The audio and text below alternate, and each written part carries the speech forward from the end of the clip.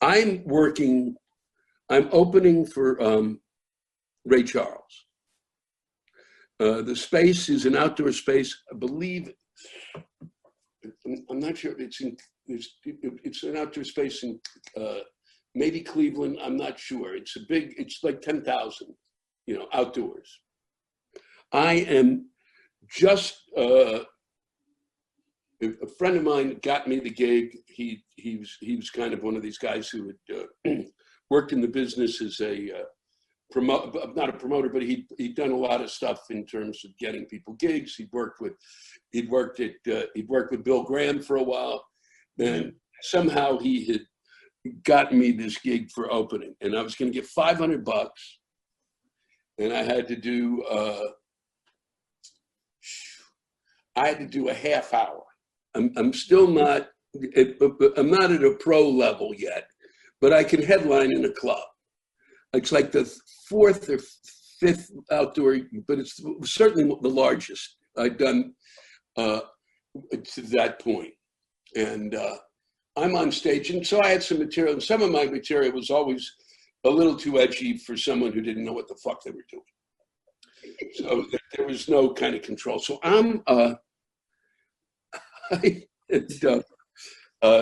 I go on stage, and the one thing, I got a thing of water, and I just go.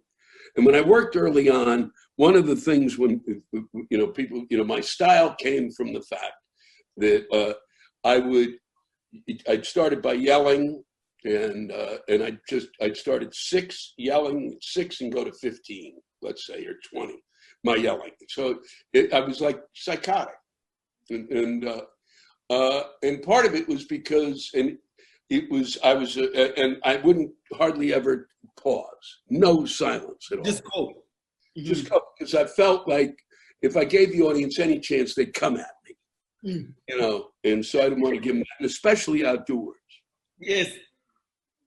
So it was something that was during the first Iraq War, and it was the first Bush one. Yes. And so I had some material on that. That was pretty good material, actually, not too crazy, but certainly not something I should have been doing outdoors in Ohio. It was about how they were, these guys from CNN were reporting, and that that they were reporting this incoming, and I said, what were they doing, waiting for a pizza to arrive? Why would you be sitting there?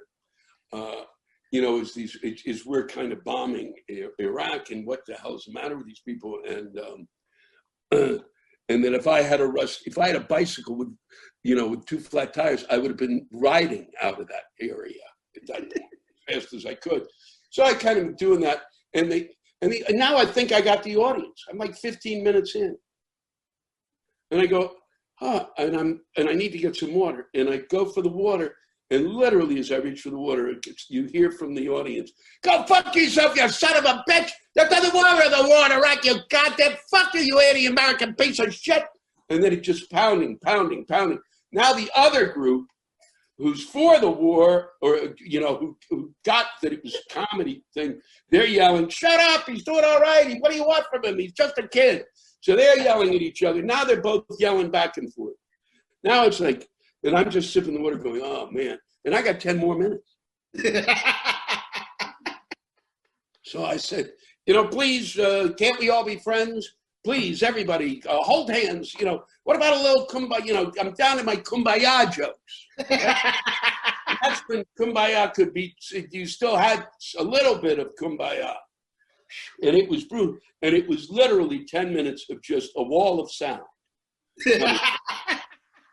And I came off sweating like a pig. I thought I was going to meet Ray Charles. He doesn't even show up until he's sure he's got the money, which I get. Of the way things were for performers in the Black community. And a lot of those guys, it's like, fuck you. Once we get the cash, then I'm going to come out of the car. Well, I don't meet him. I met a couple of the Raelettes. That was good.